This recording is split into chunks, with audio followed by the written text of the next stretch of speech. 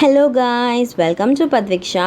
So commerce la pathina last videos la we have seen partnership oda meaning, introduction and characteristics paathirundom. So partnership oda topic வந்து பார்த்திங்கன்னா separate playlist போட்டிருக்கேன். Chapter 5ல் separate playlist for partnership and chapter 5ல் separate playlist for Hindu undivided family. So ரெண்டு இதுக்குமே தனித்தனி playlist create பண்ணியிருக்கேன் and எல்லாமே நான் டிஸ்கிரிப்ஷன் பாக்ஸில் கொடுத்துருக்கேன். அண்ட் காமர்ஸில் பார்த்திங்கன்னா நிறைய பேர் ஸ்டடி பிளான் கேட்டிருந்தீங்க. ஸோ ஸ்டடி பிளான் வீடியோஸும் நான் கீழே டிஸ்கிரிப்ஷன் பாக்ஸில் கொடுத்துருக்கேன். ஸோ அதையும் நீங்கள் பார்த்துக்கலாம். ஸோ இந்த வீடியோவில் we are going to see the advantages and disadvantages. So பார்ட்னர்ஷிப்போட ஃபர்ஸ்ட் அட்வான்டேஜஸ் பார்க்கலாம். ஸோ ஃபர்ஸ்ட் பாயிண்ட் பார்த்தீங்கன்னா easy formation. The formation of partnership firm requires fulfillment of lesser legal formalities than other types of organization. What required is just an agreement which can be oral or written. Registration of partnership is optional. Further, even if a firm wants to get itself registered, the registration process is very simple. So first advantage பார்த்தீங்கன்னா ரொம்ப easy formation. So இந்த partnership firm ஆரம்பிக்கணும் அப்படின்னு நினச்சேன்னா it is an easy thing for me. ஈஸியாக form பண்ணிடலாம். ஏன்னா ஒரு சின்ன லெஸ்ஸர் லீகல் ஃபார்மாலிட்டிஸ் தான், ரொம்ப கம்மியான லீகல் ஃபார்மாலிட்டிஸ் தான் எனக்கு இருக்கும். மேக்ஸிமம் பார்த்தீங்கன்னா நான் ஒரு ஃபார்ம் ஆரம்பிக்கணும், பார்ட்னர்ஷிப் ஃபார்ம் ஆரம்பிக்கணும்னா ஐ நீட் அன் அக்ரிமெண்ட். நான் ஒரு அக்ரிமெண்ட்குள்ளே போகணும். ஸோ நான் ஒரு 5 மெம்பர்ஸோட பார்ட்னர்ஷிப்பில் ஜாயின் ஆகிறேன்னா அந்த 5 மெம்பர்ஸுமே ஒரு அக்ரிமெண்ட்டில் நாங்கள் ஜாயின் ஆகணும். அந்த agreement it can be oral. So ஓரலாக நம்ம இந்த பார்ட்னர்ஷிப்பில் ஒர்க் பண்ணலாம், பார்ட்னர்ஸாக ஒர்க் பண்ணலான் இருக்கும், இல்லை ரிட்டன் டாக்குமெண்ட்டாக இருக்கும்.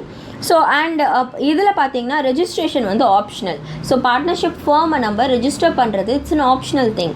பட் ஃபர்தராக நான் ரெஜிஸ்டர் பண்ணணும்னு நினச்சேன்னா கூட அந்த ஸ்டெப்ஸும் ரொம்ப ஈஸி தான், ரொம்ப டஃப்பாலாம் இருக்காது நம்ம ரெஜிஸ்ட்ரேஷன் ஸ்டெப்ஸ். நெக்ஸ்ட் பார்த்தீங்கன்னா availability of larger resources. The combined capital of all the partners and the greater borrowing capacity make available larger financial resources. New partners can also be taken into partnership to secure more capital. As a result, expansion of the business unit becomes feasible. So second point என்ன சொல்ல வராங்கன்னா, நம்ம soul proprietorship லெசனில் பார்த்துருந்தோம். ஒரு person தான் இருப்பாங்க, ஒரே ஒரு இண்டிவிஜுவல் ஓனர் தான் இருப்பாங்க. அவர் மட்டும்தான் கேபிட்டலை போட முடியும். அவர் மட்டும்தான் அந்த கேபிட்டல் போட்டு ரிஸ்க்குனாலும் ப்ராஃபிட்னாலும் அந்த ஒரு பர்சன் மட்டும்தான் ஏர்ன் பண்ண முடியும். ஆனால் இப்போ நிறைய பணம் தேவைப்படுது, கம்பெனிக்கு வந்து கேபிட்டல் எக்ஸ்ட்ராவாக தேவைப்படுதுன்னா he is the only person, அவர் மட்டும்தான் அந்த மணியை போட முடியும். ஆனால் இப்போது பார்ட்னர்ஷிப் ஃபார்ம்னு பார்த்தீங்கன்னா we have more than 7 to 8 members இருப்பாங்க கண்டிப்பாக ஒரு பார்ட்னர்ஷிப்பில். ஸோ அப்போ என்ன ஆகும்னா டைவர்சிஃபை ஆகிடும். ஒருத்தர் 10 lakhs போடுறதுக்கு 7 பேர் பிரித்து அந்த மணியை போடுறதுக்கும் there is an difference, right? So அதனால் என்ன ஆகும்னா சடனாக இப்போ மணி தேவைப்பட்டுச்சுனாலும் எல்லோரும் ஈக்குவல் ஷேரிங்கில் அந்த மணியை பிரித்து எடுத்து கேபிட்டலாக இன்ட்ரடியூஸ் பண்ணலாம். இல்லைனா நியூ பார்ட்னரை கூட அட்மிட் பண்ணலாம். நியூ பார்ட்னர் அட்மிட் பண்ணுறதுனால எக்ஸ்ட்ராவாக கேபிட்டல் வரும், அங்கே கேபிட்டலை நல்லா செக்யூர் பண்ணலாம். இதனால் என்ன ஆகும், இதனால் வந்து லார்ஜர் ரிசோர்ஸஸ். ஸோ இதனால் நான் ஒரு பெரிய கெப்பாசிட்டியான ஒரு பிஸ்னஸ் நடத்த முடியும். அதுவே சோல் ப்ரொப்ரைட்டர்ஷிப்பில் என்னால் என்னோட எவ்வளோ கெப்பாசிட்டியோ அவ்வளோ மட்டும் தான் நடத்த முடியும். ஆனால் பார்ட்னர்ஷிப்பில் இருக்கிற எல்லா பார்ட்னர்ஸோட கெப்பாசிட்டியால் we can run a big company. So next பார்த்தீங்கன்னா third one, benefit of consultation. 2 heads are better than 1. Wise decision can be possible when the issues and subject matters are thoroughly discussed. There is no place for hasty decisions. So நம்ம already இதை பார்த்துருக்கோம். Sole proprietorship ஒரு டிஸ்அட்வான்டேஜஸில் we have a point that is hasty decisionங்கிற point இருக்குது. இது என்ன மீனிங்னா, ஒரு பர்சன் தான் இருப்பாங்க அங்கே வந்து டெசிஷன் எடுக்கும்போது is the only person you have to take decisions. வேறு ஒருத்தவங்கக்கிட்டேருந்து அட்வைஸ் எடுக்க முடியாது because there will be no partners. ஆனால் இங்கே பார்த்தீங்கன்னா 7 பேர் இருக்காங்கன்னா 7 மெம்பர்ஸுமே உங்களுக்கு வந்து அட்வைஸ் கொடுப்பாங்க. அதிலேருந்து எது பெஸ்ட்டோ அதை சூஸ் பண்ணலாம். இல்லை நம்ம ஒரு ராங் டெசிஷன் எடுக்கும்போது இன்னொரு பர்சன் வந்து he will be there for help. So அந்த மாதிரி ஒரு நல்ல அட்வைசரியாகவும் இருக்கும் அண்ட் வந்து ஒரு ப்ராப்ளமை ஈஸியாக தரோவாக டிஸ்கஸ் பண்ணி அந்த ப்ராப்ளமை சால்வ் பண்ணுறதுக்கான ஒரு பிளேஸாக இருக்கும் partnership. So partnership is the place it is very useful for consultation and decision making. Next பார்த்தீங்கன்னா division of work and greater managerial efficiency. So yes நம்ம இதை ஆல்ரெடி பார்த்துருக்கோம். இந்த பாயிண்ட் டாபிக் பார்த்தாலே புரியுது. ஏன்னா நம்ம சோல் ப்ரொப்ரைட்டர்ஷிப்பில் we have seen the only person maybe அவங்க எம்ப்ளாயீஸை அப்பாயிண்ட் பண்ணலாம். ஆனால் அவர் ஒருத்தர் மட்டும்தான் ஒர்க் பண்ணணும் அந்த கம்பெனிக்காக. எல்லா ஒர்க்கும் அவர் மேலேயே இருக்கும், அவர் ஹெட் மேலே தான் இருக்கும். ஆனால் இங்கே பார்த்தீங்கன்னா பார்ட்னர்ஷிப் ஃபார்மில் நிறைய பார்ட்னர்ஸ் இருப்பாங்க இல்லையா? ஸோ அப்போ என்ன ஆகும்னா ஒர்க் வந்து டிவைட் ஆகிட்டு கம்மி ஆகிடும். ஒருத்தவங்களுக்கு மேலேயே பேர்டன் இருக்காமல் இருக்கும் work. So the staggering load of management work can be judiciously distributed among the partners according to their experience, knowledge and taste. For example, one partner can look after purchases, another sales it, another accounting, etc. Thus, when the burden is lightened, supervision by each partner over the allocated area of management becomes effective and efficient. This ensures greater managerial efficiency. So work வந்து work load ஒரு பர்சனுக்கு கம்மி ஆகுது. So நான் வந்து வெறும் purchases, இப்போ ஒரு 3 பேர் இருக்காங்க ஒரு கம்பெனிலனா, you can look after the purchases alone. ஒரு பர்சன் பர்ச்சேசஸ் பார்க்கலாம், ஒரு பர்சன் சேல்ஸ், ஒரு பர்சன் வந்து மேனேஜ்மெண்ட் பார்க்கலாம், ஒரு பர்சன் கஸ்டமர்ஸை பார்க்கலாம், அண்ட் இன்னொரு பர்சன் வந்து பார்த்தீங்கன்னா he can see for accounting work பார்க்கலாம். ஸோ இந்த மாதிரி அவங்க எதில் அவங்க வந்து ரொம்ப எக்ஸ்பீரியன்ஸ்ட் அண்ட் டேலண்டடாக இருக்காங்களோ அவங்க அந்த ஒர்க்கை they can take up. So அந்த மாதிரி இருக்கும்போது ஒர்க் லோடு ஒரு பர்சன் மேலே இருக்கிறது கம்மியாகும். ஸோ இதனால் ஒரு ஒர்க்கை இமீடியட்டாக முடிச்சுட்டு அனதர் ஒர்க் பார்க்கலாம், மேனேஜ்மெண்ட்டில் வேறு என்ன ஒர்க் இருக்குதுன்னு பார்க்கலாம். இதனால் என்ன ஆகும், மேனேஜரல் எஃபிஷியன்சி இன்க்ரீஸ் ஆகும்.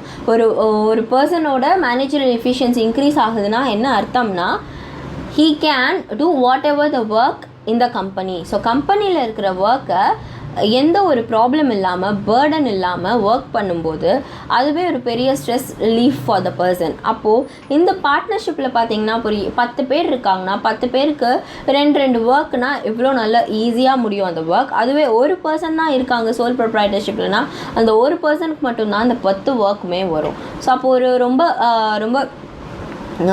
Total mistake for that company and அதனால் அந்த கம்பெனியில் இருக்கிற ரிசல்ட்ஸ்மே கம்மியாகும். So this is the point. And next we have reduced risk. So the risk of each partner is reduced considerably since the loss sustained by the firm is shared by all the partners. So yes, ஒரு person மட்டுமே இப்போ வந்து எனக்கு ரிஸ்க்குன்றது வந்து டெப்டாகவும் சொல்லலாம். So கடன் இருக்குது எனக்கு, அந்த கடன் வந்து பார்த்தீங்கன்னா இப்போது நான் அந்த கடன் இருக்குது இல்லை ரிஸ்க் வேறு ஏதாவது ரிஸ்க் வருது, கடன் வந்து 10 lakhs எனக்கு கடன் இருக்குன்னா ஒரு பர்சன் வந்து 10 lakh கட்டுறதுக்கு 10 people 1 lakh கட்டுறதும் எவ்வளோ ரொம்ப ஈஸியான பேர்டன் ரிலீஃப் ஆகும். ஸோ அதனால தான் வந்து ரிஸ்க் வரும்போதெல்லாம் இந்த மாதிரி ஒரு பர்சன் இருந்ததுன்னா ரொம்ப கஷ்டம். அந்த கம்பெனியில் வந்து எல்லா பேர்டனுமே அவர் மட்டுமே தான் பார்த்துக்கணும். அதுவே ஒரு பார்ட்னர்ஷிப்பில் எல்லா பார்ட்னர்ஸும் வந்து ரிஸ்க்கை வந்து ஷேர் பண்ணிக்கிட்டு லாஸ் ஷேர் பண்ணிக்கிட்டு ஒர்க் பண்ணுறாங்கன்னா அப்போ அந்த கம்பெனி ரொம்ப நல்ல ரிசல்ட் கொடுக்கும். நெக்ஸ்ட் பார்த்தீங்கன்னா unlimited liability and credit standing. So இதை நம்ம ஆல்ரெடி பார்த்துருக்கோம் சோல் ப்ரொப்ரைட்டர்ஷிப்பில். ஸோ அது என்ன சொல்ல வராங்கன்னா, the liability of a partner is unlimited since apart from his business assets even his private properties are also available for satisfying the claims of creditors. Hence creditors may give more loans because they can get back the loan from the personal properties of the sole traders. Thus high credit rating helps sole trader to borrow more funds from suppliers and banks. So இந்த point வந்து என்ன சொல்ல வராங்கன்னா, it is literally equal to the sole proprietorship. ஏன்னா இப்போது பார்ட்னர்ஸாக இருந்தாலும் அந்த ஒரு person owner for the company. 7 பேர் இருந்தால் 7ல் ஒரு பர்சனுமே அந்த கம்பெனிக்கு ஓனர்ஸ் தான். ஒரு பர்சனுமே he is a sole trader for the company. So அப்போ என்ன ஆகும்னா இப்போது அன்லிமிட்டெட் லையபிலிட்டின்னு சொல்ல வராங்க. ஸோ அன்லிமிட்டெட் லையபிலிட்டினா என்னன்னு சொல்லிடுறேன். இப்போ கடன் கட்டணம், இப்போ வந்து அந்த பர்சன் வந்து அந்த கம்பெனி, ஸோ 7 பேரில் 7 பேர் ஈக்குவலாக அந்த ஷேரை பிரிச்சுக்கிட்டு, ஸோ நான் வந்து இவ்வளோ கேபிட்டல் போடுறேன், ஸோ 7 பேர் 1 lakh போட்டிருக்காங்கன்னா, ஸோ 7 lakhs கம்பெனியில் போட்டு கம்பெனி ஆரம்பிச்சிருக்காங்கன்னா அந்த 1 lakhக்கு மட்டும்தான் நான் கடன் கட்டுவேன்னு சொல்ல முடியாது. ஏன்னா பார்ட்னர்ஷிப் ஃபண்டில் இட் இஸ் அன்லிமிட்டெட் லையபிலிட்டி. எனக்கு இப்போது 20 lakhs கடன் வந்திருக்குன்னா அந்த 20 lakhs 7 பேர் ஈக்குவலாக பிரிச்சுக்கிட்டு, இன்கேஸ் அதுவும் பத்தலைன்னா அந்த 7 பேரோட personal properties, so for example 7 பார்ட்னர்ஸோட பர்சனல் ப்ராப்பர்ட்டிஸ் இருக்கும் இல்லையா, அவங்க வீடாக இருக்கட்டும், அவங்க என்ன ஒரு பர்சனல் ப்ராப்பர்ட்டியாக இருந்தாலும் அதை பிளெட்ஜ் பண்ணி கிரெடிட்டார்ஸ்க்கு கடன் அடைக்கலாம். அதனால் கிரெடிட்டார்ஸ் வந்து கடனை கொடுப்பாங்க. கண்டிப்பாக கடன் கொடுக்கறதுக்கு அவங்க they will be coming forward. So கடன் கொடுக்கறதுக்கு அவங்க முன் வந்து நிற்பாங்க. ஏன்னா பணம் வந்து பிற்காலத்தில் பணம் வரலனாலும் பர்சனல் ப்ராப்பர்ட்டி, ஸோ ஓனர்ஸோட பர்சனல் ப்ராப்பர்ட்டியை வச்சு நம்ம அந்த கடனை அடைச்சிடுவாங்க அப்படிங்கிற ஒரு நம்பிக்கையில் வந்து கொடுப்பாங்க. இதனால் என்ன ஆகும், கம்பெனியில் கிரெடிட் ஸ்டாண்டிங், ஸோ கம்பெனியில் வந்து நான் வந்து எனக்கு வந்து கிரெடிட் ஸ்டாண்டிங் ஜாஸ்தி ஆகும். கிரெடிட் ஸ்டாண்டிங்னா என்னென்னா, நான் என்னை நம்பி பணம் கொடுப்பாங்க இல்லையா, ஸோ ஒரு கம்பெனியை நம்பி லோன் கொடுக்கறது பெரிய விஷயம், அதில் நான் வந்து நல்ல லெவலில் இருக்கேன் அப்படின்றது அர்த்தம். நெக்ஸ்ட் பார்த்தீங்கன்னா safeguard of the minority interest. For all the vital matters, anonymous consent of each partner is required. If there is no anonymity, such decisions are not accepted. So என்னென்னா, இப்போது வந்து மைனாரிட்டி இன்ட்ரெஸ்ட் அப்படின்னு சொல்ல வராங்க. Safeguard of minority இன்ட்ரெஸ்ட்னால், இப்போ கம்பெனியில் அதே மாதிரி 7% இருக்காங்கன்னா ஒரு டெசிஷன் எடுக்கணும்னா 7 பேருமே ஒத்துக்கணும் அந்த டெசிஷனுக்கு. ஸோ இப்போ இந்த கம்பெனியில் நம்ம இன்வெஸ்ட் பண்ணலாம் அப்படிங்கிற ஒரு டெசிஷன் எடுக்கிறாங்கன்னா அந்த கம்பெனிக்கு இன்வெஸ்ட் பண்ணுறதுக்கான டெசிஷனில் இந்த 7 பேரில் ஒருத்தவங்க நோ சொன்னாலும் அந்த டெசிஷனை அவங்க ஒத்துக்கணும். ஏன்னா 7 பேருமே அந்த கம்பெனிக்கு owners of the company, owners of the firm. அப்போது அந்த 7 பேருமே எனக்கு ஓகே இந்த டெசிஷன், இந்த கம்பெனியில் நம்ம இன்வெஸ்ட் பண்ணலாம், இந்த பர்சன் கிட்டேருந்து லோன் வாங்கலாம், இந்த பர்சனுக்கு இந்த அசட்டை சேல் பண்ணலாம் அப்படிங்கிற ஒரு டெசிஷனுக்கு வரும்போது எல்லாருமே ஒத்துக்கணும். ஸோ எல்லார்கிட்டேருந்துமே வந்து டெசிஷன்ஸை வந்து ஈச் பார்ட்னர் கன்சென்ட்டோடு ஒரு டெசிஷன் எடுக்கணும். ஒரு பார்ட்னரை விட்டுட்டும் டெசிஷன் எடுத்தோன்னா அது வந்து அக்ரிமெண்ட்டில் கொடுத்தபடி நடக்கலைன்னு அர்த்தம். ஸோ அந்த ஃபர்மே வந்து it is not qualified. Next பார்த்தீங்கன்னா ரொம்ப important point, that is easy dissolution. So டிசல்யூஷனாக என்னன்னு சொல்லிட்டேன், கம்பெனியை கலைக்கிறது. ஸோ கம்பெனி இதோட போதும், we can stop the company, நம்ம கம்பெனியில் இருக்கிற அசட் எல்லாத்தையும் லிக்விட் ஆக்கிட்டு, அசட் எல்லாத்தையும் லிக்விட் ஆக்கிறதுனா என்னென்னா, இருக்கிற அசட்டை எல்லாமே பணமாக மாற்றி கடனை எல்லாம் அடைச்சிட்டு வர மீதி இருக்கிற பணத்தை எல்லாரும் பிரிச்சுக்கலாம் அப்படின்றது தான் dissolution. So the dissolution of the partnership is also very simple. In the case of partnership at will, so at will, 14 days notice by a partner in this connection is enough. No legal hurdle is there for dissolving the firm. So partnership at will அப்படிங்கிற பாயிண்ட்க்கு என்ன அர்த்தம்னா, 7 பார்ட்னர்னா 7 பார்ட்னருமே okay கம்பெனியை கலைச்சிடலாம் சொன்னால் மட்டும்தான் அந்த கம்பெனியை கலைக்க முடியும். ஒருத்தங்க கூட அங்கே நோ சொல்லக்கூடாது. அப்போ நோ சொன்னால் எல்லாரும் சைன் பண்ணுவாங்க, 6 பேரும் சைன் பண்ணுவாங்க பார்ட்னர்ஷிப்பை கலைக்கிறதுக்கு. ஒரு பர்சன் சைன் பண்ணலைன்னா கூட it is a very tough thing. ஏன்னா வந்து எல்லாருமே பார்ட்னர்ஷிப் அட் வில்ல தான் பண்ண முடியும். ஸோ எல்லாருமே ஓகே சொல்லி 14 days நோட்டீஸ் கொடுக்கணும். ஸோ 14 days முன்னாடி ப்ரியார் நோட்டீஸ் கொடுத்துட்டு இந்த பார்ட்னர்ஷிப் ஃபார்மை கலைச்சிடலாம். ஸோ அப்போ என்ன ஆகும்னா, இந்த மாதிரி டிசால்வ் பண்ணும்போது ஃபார்மில் இருக்கிற அசட் எல்லாம் வந்து பணமாக மாற்றுவாங்க. பணமாக மாற்றிட்டு அதை வந்து எவ்வளோ கிரெடிட்டார்ஸ்க்கு கடனாக எவ்வளோ கொடுக்கணுமோ அதெல்லாம் கடன் கொடுக்குறவங்களுக்கெல்லாம் கொடுத்துட்டு, நம்மளுக்கு எவ்வளோ பணம் வருமோ அதெல்லாம் வாங்கிட்டு கடன் கொடுக்குறவங்களுக்கெல்லாம் கொடுத்துட்டு மீதி இருக்கிற பணத்தை இவங்க ப்ராஃபிட் ஷேரிங் ரேஷியோவில் பிரிச்சுப்பாங்க. ஸோ ப்ராஃபிட் ஷேரிங் ரேஷியோனா என்ன, நிறைய பேருக்கு டவுட் வரும். அதெல்லாம் பார்த்தீங்கன்னா we have lot of things to discuss பார்ட்னர்ஷிப்பில், அதில் பார்க்கலாம். ஸோ நெக்ஸ்ட் பார்த்தீங்கன்னா disadvantages. So first point, lack of harmony. After a few years of working, friction and disharmony may creep in.